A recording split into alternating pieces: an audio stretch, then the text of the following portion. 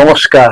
আবার ওই একজন স্বাস্থ্য বন্ধু হিসেবে আপনাদের কাছে এলাম। কিছু কথা বলবো, একটু কিছু বিজ্ঞান ভিত্তিক আলোচনা। আমি আবার ওই বারবার যে কথাটা বলি, যে কোনো বিষয়, শারীরিক সমস্যা, শারীরিক অসুখ বিসুখ, বিজ্ঞানটা যদি আপনারও কিছু মনের মধ্যে ঢুকে যায়, একটা ফর্মুলা বা বিজ্ঞানটা, তাহলে আপনিও রোগটা মোকাবিলা না করতে পারলেও রোগটা যাতে না হয় বা হলে তার যে লক্ষণগুলো, সেগুলো সহজে আপনি অনুধাবন করতে পারবেন। আমি সেই স্বাস্থ্যবন্ধু হিসেবেই থাকতে চাই পাশে। আজ আমরা একটু কথা বলি, অনেক ক্ষেত্রে হার্ট অ্যাটাক ভেবে ভুল হয় বা হার্ট অ্যাটাক না ভেবে ভুল হয়। কি heart attack? Heart attack heart অ্যাটাকের প্রথম লক্ষণটা বলি, যা ডাক্তারি পরিভাষায় চিকিৎসকদের যেটা বক্তব্য, যে বুকের মাঝখানে একটা প্রচন্ড ব্যথা।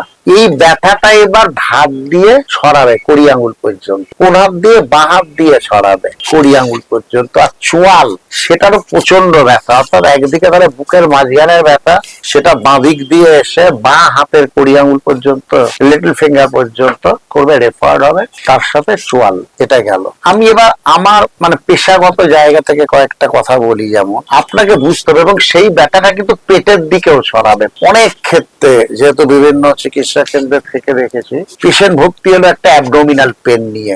যেহেতু টেস্টের জন্য আমার ডিপার্টমেন্টে আসতো, আমি ডিপার্টমেন্টে টেস্ট করছি, অ্যাবডোমিনাল টেস্ট ম্যাক্সিমাম, যেগুলো লিভার এনজাইমস আছে টেস্ট করছি, সমস্ত normal, SGPT, SGOT, etcetera etcetera, অথচ পেন। আমি মাঝে মাঝে আমার নিজের স্টাডির জন্য কি করি, তার কিছু কার্ডিয়াক এনজাইমস আছে, সিপিকে, বিএলডিএইচ, এইগুলো, এইচজিওটি, সেইগুলো টেস্ট করে দেখছি প্রচুর হাই হয়ে আছে। অর্থাৎ পেশেন্টের মায়োকার্ডিয়াল ইনফার্কশন, হার্ট অ্যাটাক হয়েছে। কিন্তু পেশেন্ট বুঝতেই পারছে না। ডক্টরকে যেভাবে ব্রিফ করেছে abdominal pain, doctor abdominal pain বলে, ডক্টর তো প্রথমে ফোনে শুনে নার্সিংহোমে ঢোকান, তারপরে সে নিশ্চিতভাবে চিকিৎসক বুঝে নিতে পারেন। কিন্তু ওই সময়টুকু, এই নার্সিংহোমে ঢোকা, তারপর বিভিন্ন রকম লিভার এনজাইমস এর টেস্ট করা, ওই সময়টুকু তো বোঝার জায়গায় কোথাও একটা গ্যাপ হয়েছে। কিন্তু তাহলে পেশেন্ট অনেক ক্ষেত্রে বুঝতে পারে না। ওই বুকের ব্যথাটা যখন তার বাঁ হাত দিয়ে নেমেছে, পেটেতে গিয়ে রেফার হয়েছে, পেটেও প্রচন্ড ব্যথা, সে ভাবছে একটা পেটের ব্যথা, লাইপেজ, অ্যামাইলেজ, নানা রকম টেস্ট সবাই করে, পেটের ব্যথা বলছে। তো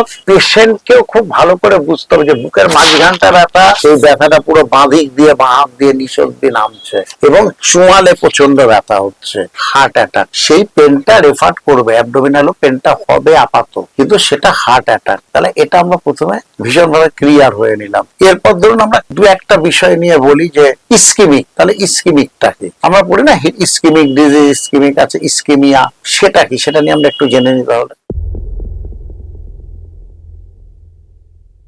এটাও একটা হার্ট ব্লকেজ, কিন্তু হার্ট ব্লকেজটা কত? অ্যারাউন্ড 70% হবে। এক্ষেত্রে প্রবলেমটা কি, লক্ষণটা কি? হয়তো আপনি করেনও নি, হার্ট ব্লকেজ দেখেনও নি, নর্মাল লাইফ আছে, কোনো অসুবিধা হচ্ছে না, প্লেন ল্যান্ডে হাঁটছেন, কোনো প্রবলেম নেই। কিন্তু দেখুন, আপনি যখন বাড়িতে একতলা থেকে তিনতলা, তিনতলা থেকে একতলা করছেন, প্রচন্ড ভাবে হাঁপিয়ে যাচ্ছেন, একটু ঘামছেন, হাঁপিয়ে যাচ্ছে, উঠানামা করতে গেলে প্রচন্ড ভাবে হাঁপাচ্ছেন, দ্যাটস ইসকেমিক হার্ট ডিজিজ।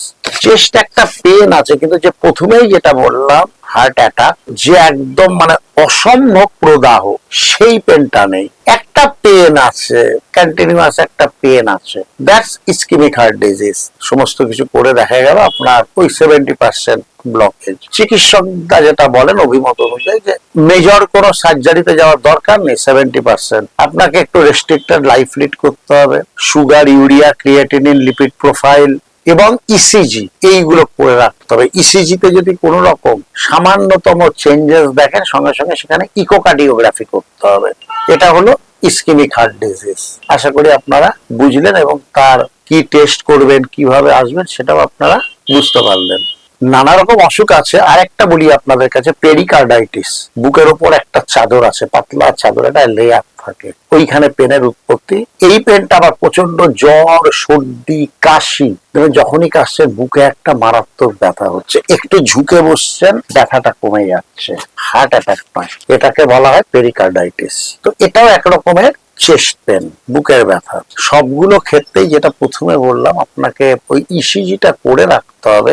ইসিজিতে যদি অ্যাবনর্মালিটি দেখবে, ডক্টর দেখবেন অবশ্যই, তখন নিশ্চিতভাবে ইকোকার্ডিওগ্রাফিটা সাজেস্ট করবেন। এছাড়া লিপিড প্রোফাইল, এই টেস্টগুলো করে রাখা। তো হার্টের এরকম নানা রকম প্রকারভেদ, নানা রকম পেন, তার বিভিন্ন রকম তার ভাষা, তার নামে সেগুলো চলে। শুধু এটুকু মনে রাখা, মানে যে কোনো রকম বুকের ব্যথা মানেই তার হার্ট অ্যাটাক হয়ে গেছে তা নয়, বা আপনার অ্যানজিওগ্রাফিতে একটা ব্লকেজ পাওয়া গেছে মানেই কালকে একদম বাইপাস করতে হবে বা অন্যান্য কিছু করতে হবে, সেটা নয়। প্রতিটা মুহূর্তে চিকিৎসকদের সঠিক পরামর্শ আপনাকে সঠিকভাবে এগিয়ে নিয়ে যাবে। শুধু আমি স্বাস্থ্য বন্ধু হিসেবে এই বিভিন্ন ব্যথার রকম ভেফের গুলো আপনাদের কাছে বলবার চেষ্টা করলাম, যাতে এইরকম কোনো ব্যথা বলে আপনি এই কথার বিন্যাসে একটা বুঝতে পারেন যে কোনটা কি হতে পারে, বা আপনি আপনার প্রিয়জনের এরকম কোনো চেস্ট পেন হলে আপনি যাতে বুঝতে পারেন কোনটা কি হচ্ছে। এটাই আমার